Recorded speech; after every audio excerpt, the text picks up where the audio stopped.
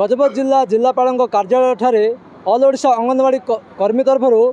रणहुंकार से मुख्य दाबी रहा समान काम को समान दरमा एभली विभिन्न दाबी नहीं आज विशाल रैली सहित जिलापाल कार्यालय पहुंचती आम सीधा सड़क पचारि बुझीनवा।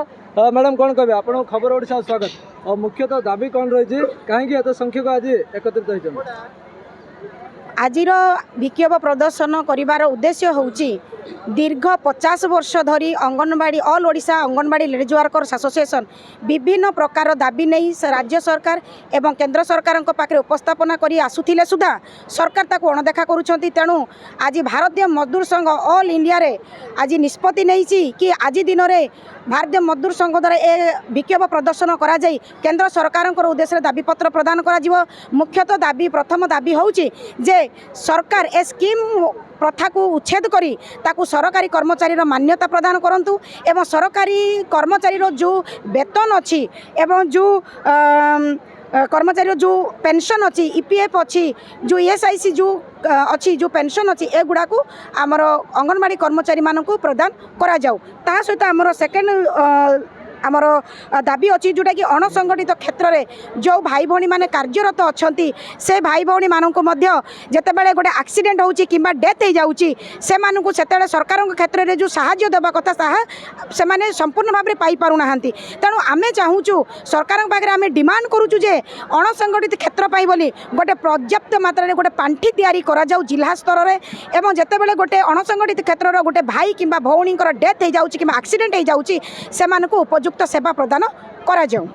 जहाँ आम आलोचना करुले से मुख्य दाबी रहा जो समान काम को समान दरमा एवं से चाकरी अवसर पर पेंशन दि जाऊ। मुझे दृश्य आपको देखाइबी हजार हजार संख्यार आज समस्त अंगनवाड़ी वर्कर अंगनवाड़ी मान समूह आसी एकत्रित होती से जेहेतु ग्रासरूट लेवल रे जेहेतु ग्रामांचल समस्त कार्य को सरकार कार्य को लोकों पाखे पहुँचाऊँच एथिपाई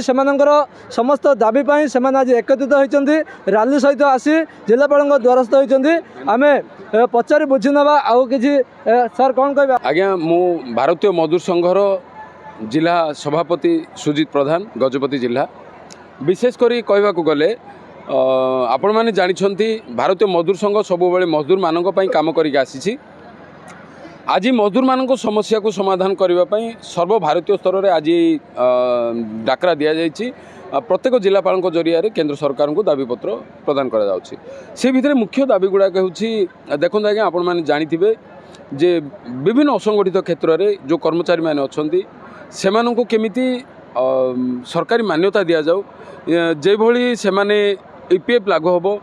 एसआईसी लागू हम यही जमी से रिटायरमेंट पर सर्वनिम्न 5,000 टंका पेंशन मिल पार से केमिति जीविका निर्वाह करने सर्वनिम्न मजूरी न हो से जीविका निर्वाह मजूरी मिल पार यह सब विभिन्न दाबी को नहीं आज भारतीय मजदूर संघ सारा भारत स्तर में प्रत्येक जिले में ये विक्षोभ प्रदर्शन दाबी जहाँ रही पूरण न हो आगामी समय कौन पदक्षेप आपण मैंने जानी भारतीय मजदूर संघ हूँ भारत वर्ष में सर्वबृहत मजदूर संघ जो मजदूर संघर डाकरारे आपण मैंने जानी आम सरकार को ओह्लई भी पारू और सरकार को गढ़ी भी पारू जदि सेमती समय आसे ताहले बीएमएस ठीक समय ठीक जवाब देवा। जहाँ आम पचारि बुझे से जहाँ दाबी रही परिवार चलैया जहाँ गोटे सरकारी कर्मचारी जो दरमा पाँच से भाव में अंगनवाड़ी से भाव में दरमा पातु और जहाँ ईपीएफ रही समान काम समान दरमा एभली विभिन्न जो दाबी रही सरकार ता केबे पूरण करेंगे एभली से दाबी रही जदि आगामी समय से दाबी पूरण न हुए समान समय समान जवाब देवा सहित एक चेतावनी देते तेरे सरकार एम केबे दृष्टि दौरान देखा बाकी रहा। गजपति हेमंत प्रधान खबर ओडिशा।